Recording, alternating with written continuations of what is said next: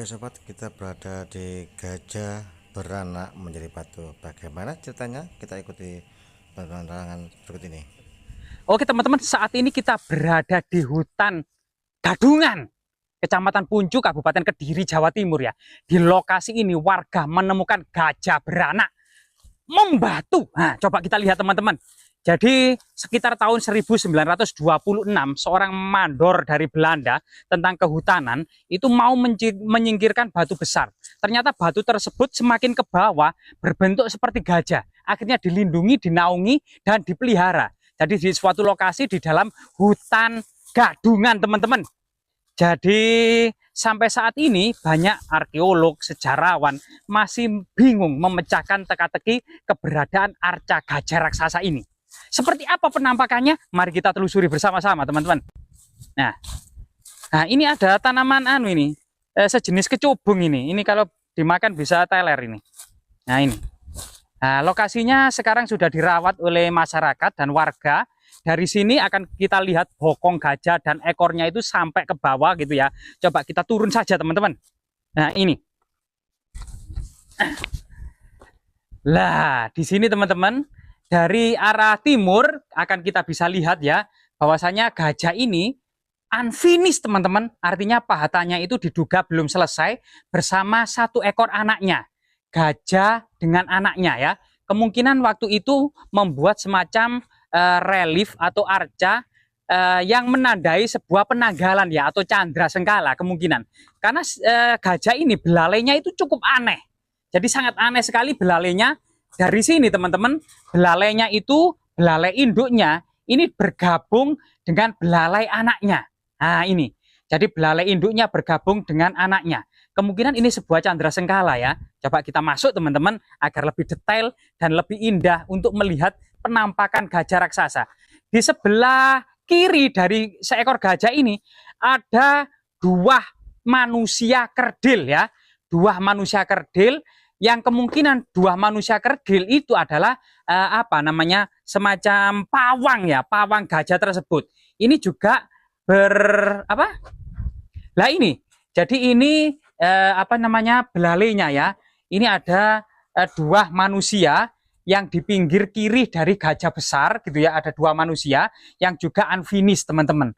Jadi gajahnya itu sangat tinggi dan sangat besar sekali dan diduga unfinished, yaitu pahatan-pahatannya itu masih kasar, belum kemudian dihaluskan. Namun sosok dua orang di kiri gajah, satu gajah raksasa induk dengan anaknya ini diduga memuat sebuah candra sengkala ya, atau sebuah relief yang memiliki makna angka tahun yang sampai saat ini belum bisa dipecahkan secara teka-teki ya oleh para arkeolog maupun sejarawan. Namun cerita tutur yang berkembang di masyarakat gajah ini adalah sebuah cerita rakyat. Dahulu ada seseorang pemuda entah dari mana datang ke dalam hutan ini bernama Joko Bodo. Itu kemudian bernama Ki Wari. Bertemu Ki Wari ya, Ki Wari sedang menggarap ladangnya itu, kemudian bersama Ki Wari pemuda tersebut itu datang ke kampung yang dekat dengan kampung Ki Wari. Kemudian Joko Bodo bertemu dengan gadis cantik yang bernama Dewi Arum.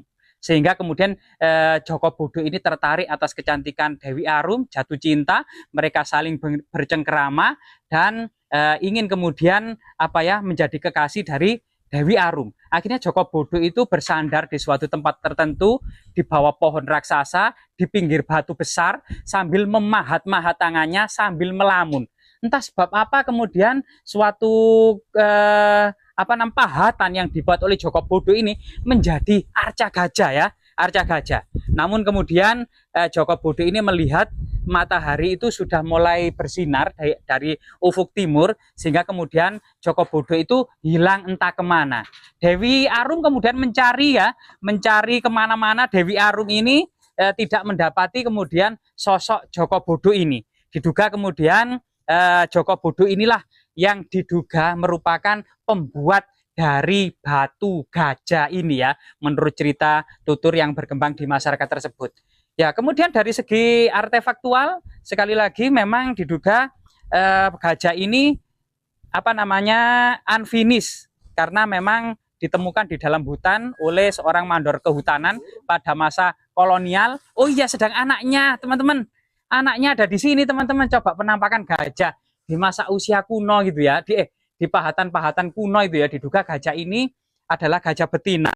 Ada dengan kemungkinan ini bukan belalainya teman-teman, karena cuma satu. Ini kemungkinan memang apa namanya, sebuah pusaka yang dibawa oleh orang yang ada di samping kirinya. Di samping itu juga gajah yang sangat unik dengan belalai yang bersambung ini masih apa digunakan oleh masyarakat sebagai situs religi ya. Ada telur, ada takiran, ada kembang-kembang, ada bambu hitam gitu ya. Dan anaknya yang kecil ini ya. Dan waktu itu ketika orang kehutanan dari pihak Belanda menemukan batu ini, dikenal dengan Destanen Olifant van Pare atau batu gajah di Kecamatan Pare ya. Destanen Olifant van Pare. Nah, Destanen Olifant van Pare ini saat ini menjadi sebuah tinggalan yang sangat monumental dan dilindungi oleh apa namanya, dinas perhutani ya, terutama ini. Dan luar biasa sekali ya. Di sini anaknya sangat mungil dan anaknya kecil, entah sebab apa kedua belalai ini menyatu. Mungkin ada maksud tertentu yang tersembunyi di balik itu, mungkin candra sengkala, mungkin ada sesuatu yang nilai magis tertentu ya, termasuk kemungkinan di bawah batu gajah ini bisa saja ada harta karun yang disembunyikan teman-teman ya.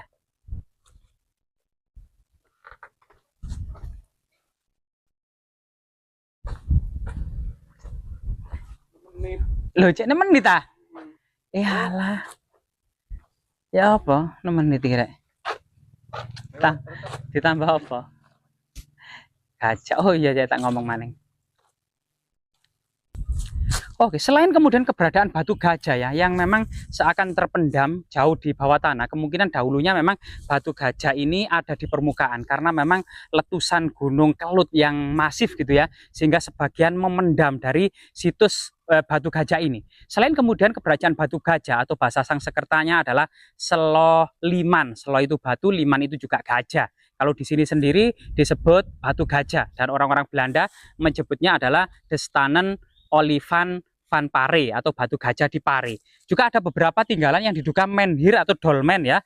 Di sini ada beberapa meja batu ya yang cukup unik ya. Batunya juga diduga batu vulkanik andesit ya, di bawah pohon beringin, dan pohon beringinnya itu sangat unik ya.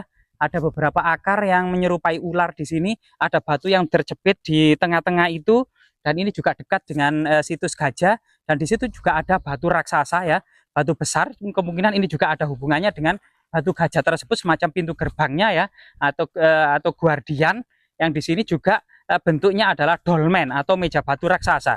Ada beberapa guratan-guratan, kemungkinan memang ada jejak-jejak batu goret ya, atau jejak-jejak magis dan sakral pada masa lalu ya. Dan ini memang agak jauh dari perkampungan dan pemukiman. Memang dahulu ditemukannya memang di dalam hutan ya, namun rata, bukan sebuah pegunungan, tapi tetap bagian dari lereng Gunung Kelut yang ada di Kediri. Nah, di sini sampai saat ini dilindungi oleh perhutani ya, dari situs Batu Gajah atau situs budaya Batu Gajah ya, yaitu Pare. Ini RPH Jatirejo, maksudnya Jatirejo Kediri pasti ya, bukan Jatirejo yang lainnya ya. Nah, termasuk kemudian larangan berburu satwa di sini, larangan berbuat rusuh, berbuat mesum di area ini, karena memang ada situs religi, situs budaya, dan situs magis. Sampai saat ini digunakan sebagai situs magis ya oleh sebagian masyarakat, termasuk situs religi. Semoga kemudian lokasi ini tetap memberikan kemaslahatan bagi masyarakat sekitar ya, terutama kemudian bagi generasi muda untuk mengingat kembali ternyata kita adalah mata rantai dari generasi masa lalu yang gilang gemilang. Ternyata batu gajah semacam saksi bisu akan kebesaran kerajaan Kadiri di masa lalu ya. Semoga bermanfaat teman-teman.